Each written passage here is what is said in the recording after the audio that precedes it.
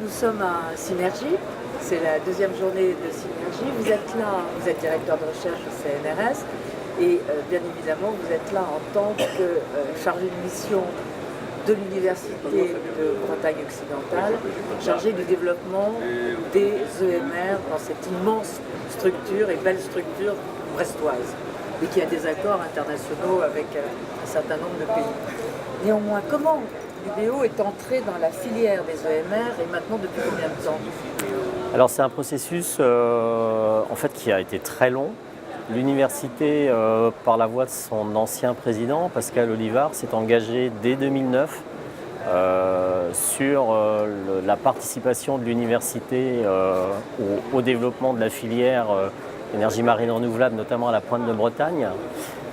Dans le contexte, quand je dis que c'est un processus qui est long, c'est initié par le positionnement de l'État, les engagements de l'État français à avoir un mix énergétique comprenant 23% d'énergie renouvelable à l'horizon 2020.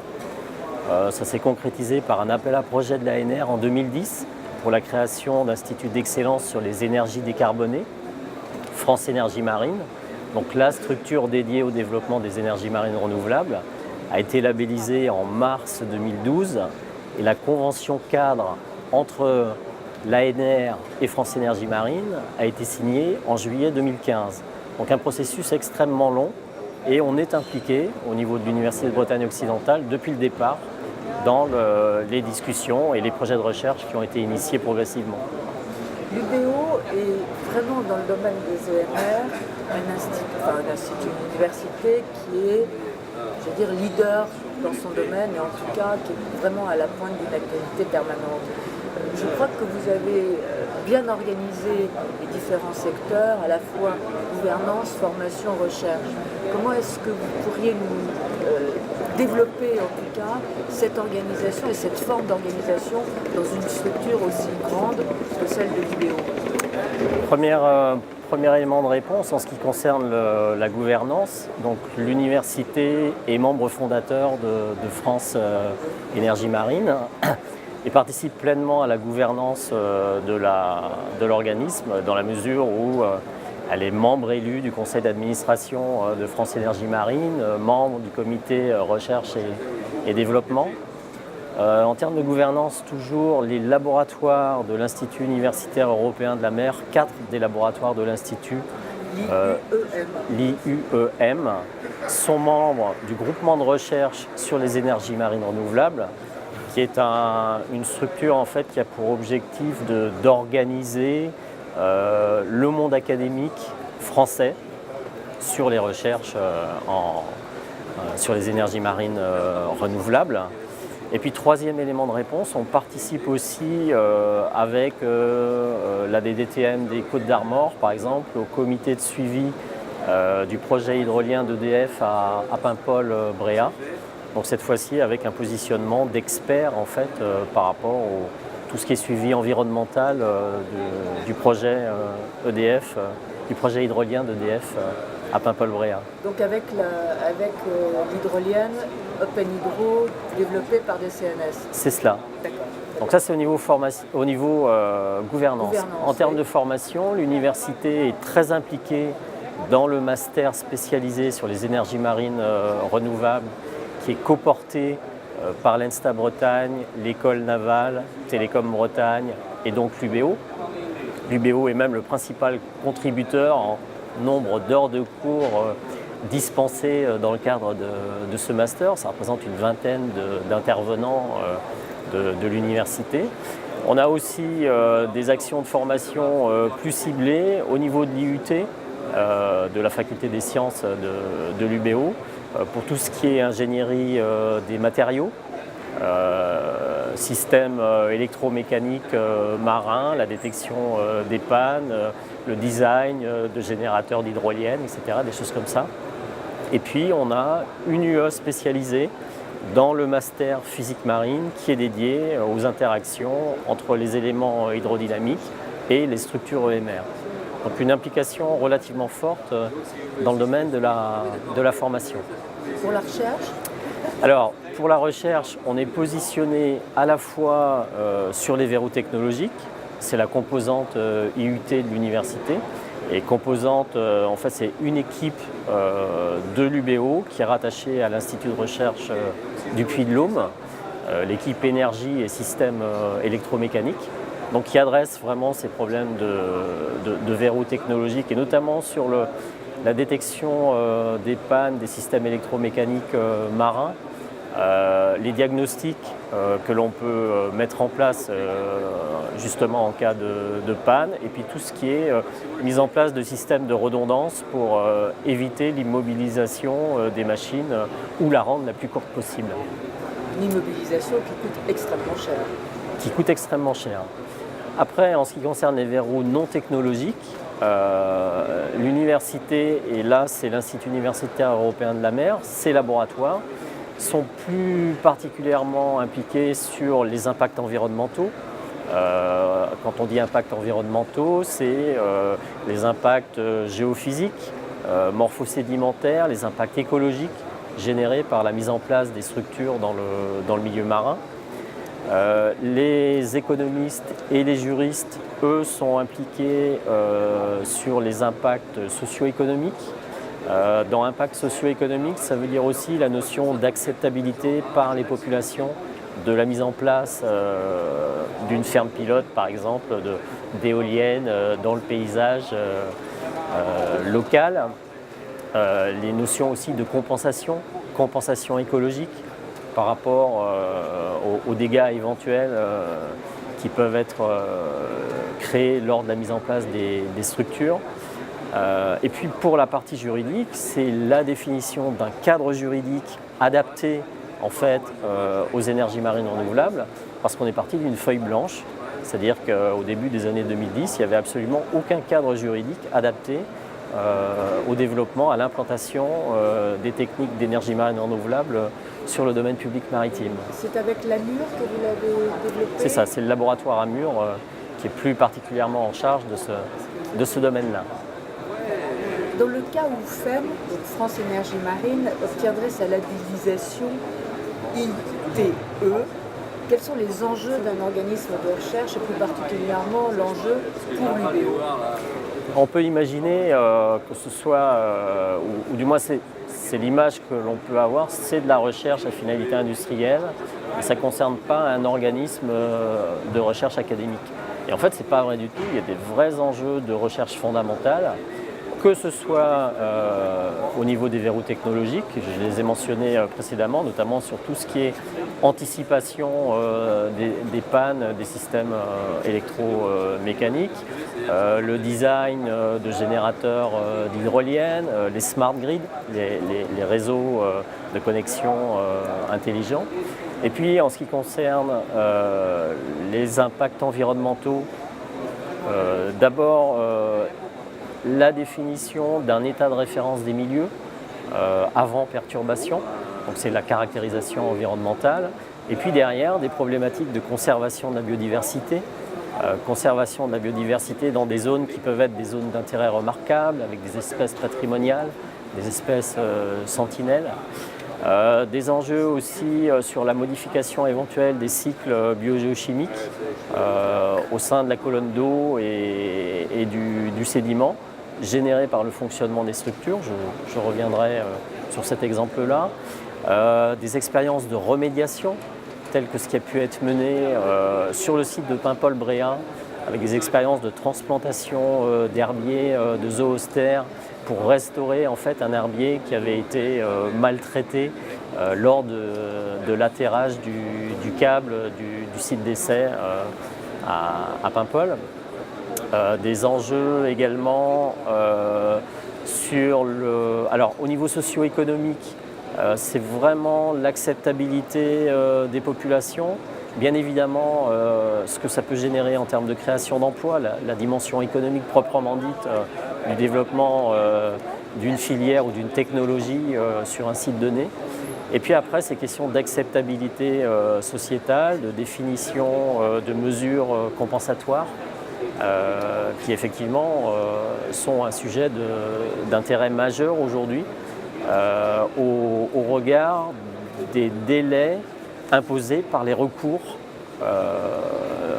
introduits par les organisations de défense de l'environnement, par exemple, pour les différents projets. Donc énormément d'enjeux finalement Oui, en termes de... c'est ce que vous nous montrez. En tout cas, il y a une chose qui est tout à fait intéressante. Est-ce qu'on pourrait reprendre par exemple les différents projets que vous avez menés dans le cadre des appels d'offres de FEM dans un premier temps, ceux maintenant qui ont été lancés l'année dernière avec l'ANR et qui sont à nouveau lancés, qui vont être relancés sous une autre forme en 2017, toujours avec l'ANR. Vous avez des aspects juridiques et des aspects environnementaux que vous avez évoqués. Est-ce que là, vous avez des exemples précis à nous donner? Quelques exemples dans le domaine juridique. Donc ça a été dans un premier temps, et je l'ai mentionné, la définition d'un cadre juridique au niveau national qui fait appel en fait à des règles complexes issues du droit international, du droit européen et du droit français. Ça fait l'objet d'une thèse qui a été soutenue à l'UBO en 2016. Autre exemple, le statut juridique de l'hydrolien en France, puisque là on avait à la Pointe de Bretagne une vraie demande par rapport au site d'essai de Paimpol-Bréhat et puis au futur site pilote du Fromveur et du Rat-Blanchard. Troisième exemple, l'utilisation des énergies marines renouvelables sur les îles du parc marin d'Iroise, donc dans le cadre d'une aire marine protégée. Aux îles Scilly également. Plutôt Ouessant. Ouessant, c'est ça. Aux îles Scilly, donc avec un projet européen derrière en termes de cadre. Donc ça, ce sont quelques exemples au niveau juridique. Au niveau impact environnementaux, donc les recherches des laboratoires de l'université ont dans un premier temps été financées par la part investissement d'avenir opéré par France Énergie Marine. Donc ça, c'est pour les années 2013-2014. Et ensuite, dans le cadre des appels à projets de l'ANR sur les énergies marines renouvelables. Quelques exemples, le projet Impala, là, c'est la caractérisation de l'impact des rejets en subsurface d'une centrale à énergie thermique des mers en Martinique. Donc comment de l'eau froide, riche en nutriments, pompée à grande profondeur et ramenée dans les eaux de surface pour faire tourner une turbine et relarguée à 40-45 mètres de profondeur, va générer des perturbations éventuelles sur l'environnement, avec des résultats qui finalement ont montré un impact très limité à l'échelle de quelques kilomètres carrés, que ce soit sur la température de l'eau, sur le pH, sur les concentrations en nutriments, la structure des communautés de microalgues dans la colonne d'eau, etc. Deuxième exemple, le projet Bentoscope. Cette fois-ci, on s'intéresse au bruit, à l'activité sonore des organismes qui vivent à la surface des fonds. Et donc, alors, à la caractérisation des variations de ce bruit par mesure acoustique passive. Et puis ce projet en particulier fait l'objet, dans le cadre des projets financés par l'ANR, d'une deuxième phase qui est de caractériser le bruit émis par les machines, émis par les hydroliennes lorsqu'elles seront en service. Voilà. De manière en fait à pouvoir discrétiser le bruit de l'environnement, l'activité des organismes et puis la façon dont le bruit généré par les machines va ou non perturber l'activité de ces organismes vivant à la surface des fonds.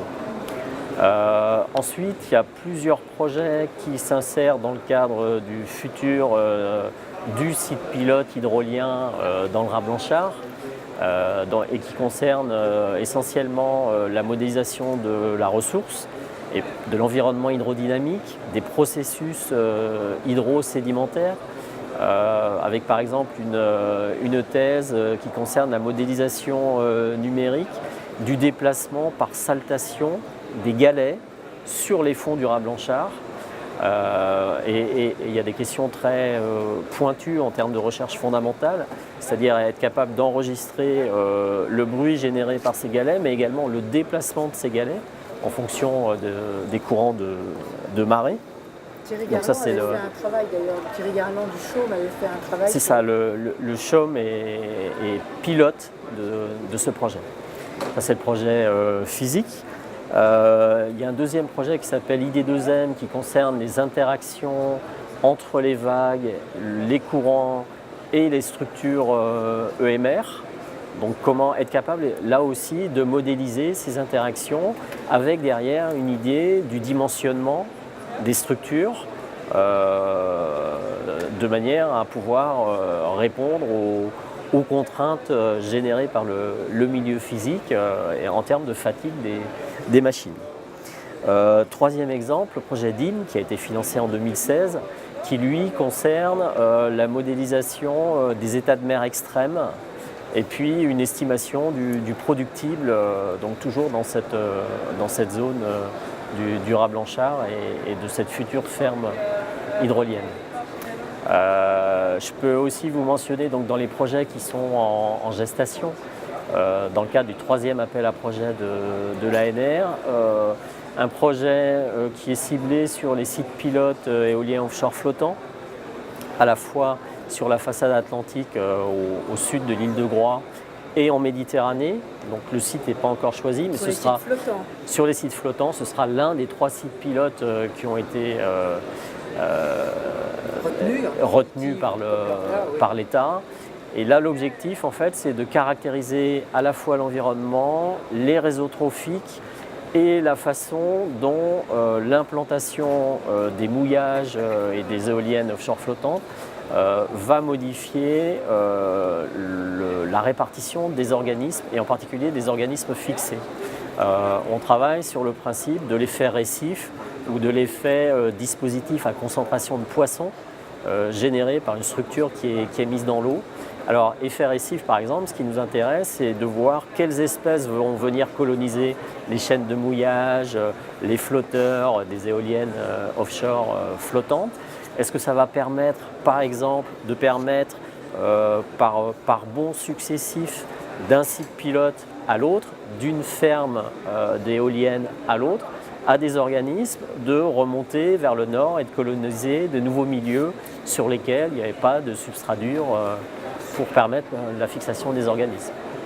Il y a également un projet, GeoSysMem, qui lui concerne la caractérisation géophysique du sol et du sous-sol par des techniques d'imagerie à très haute résolution et qui intéresse directement les industriels qui ont besoin de savoir où implanter leurs machines si la stabilité du sol est effectivement adaptée à supporter une jaquette, une hydrolienne posée sur le fond, etc. Donc énormément de projets en fait. Énormément de projets, ça veut dire aussi que dans le cadre des 3 appels à projets de l'ANR, donc entre 2015 et 2017, c'est 10 millions d'euros d'investissement d'avenir qui ont été répartis entre les 3 appels à projets. Et donc le principe d'un partenariat public-privé, les partenaires privés finançant à hauteur des investissements d'avenir les différents projets de recherche. Ce qui est intéressant, c'est que vous venez de nous brosser un panorama des recherches qui sont menées, en tout cas, qui ont été menées dans le cadre de FEM, de France Énergie Marine. France Énergie Marine avait organisé une première journée en avant synergie, si je puis dire, et à ce moment-là, nous avons pu identifier le rôle que pouvait jouer FEM et quel est le rôle que joue une université telle que l'UBO, des partenaires publics-privés, et quelle est la dimension internationale de ces projets et en tout cas de ces réalisations. Pour répondre à la première partie de la question, l'université a un positionnement à la fois au niveau de la recherche amont, de la recherche qui est vraiment très fondamentale, mais dans des consortiums publics-privés qui associent à la fois des développeurs et des organismes de recherche à finalité de recherche appliquée.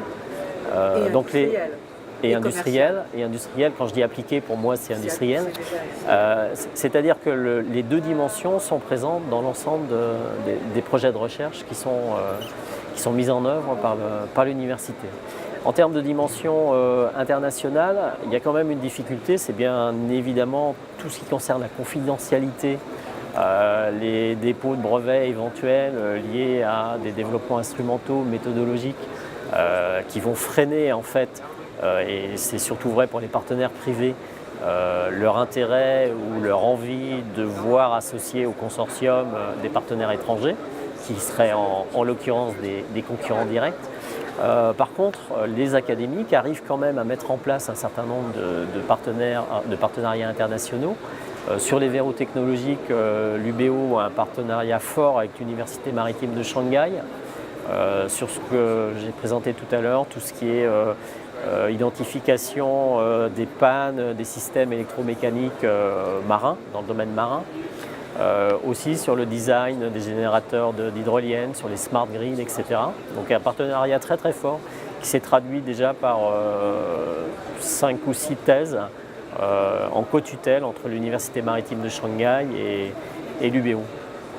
Et puis, d'ailleurs, les retrouver sur le portail des énergies de la mer, où effectivement on mettra un lien avec votre interview pour que les spectateurs puissent y avoir accès. La dimension internationale aussi, elle existe à travers le LabExmer, donc laboratoire d'excellence en sciences de la mer. Le LabExmer qui est piloté par l'Institut universitaire européen de la mer est le seul en France à être entièrement dédié aux sciences de la mer.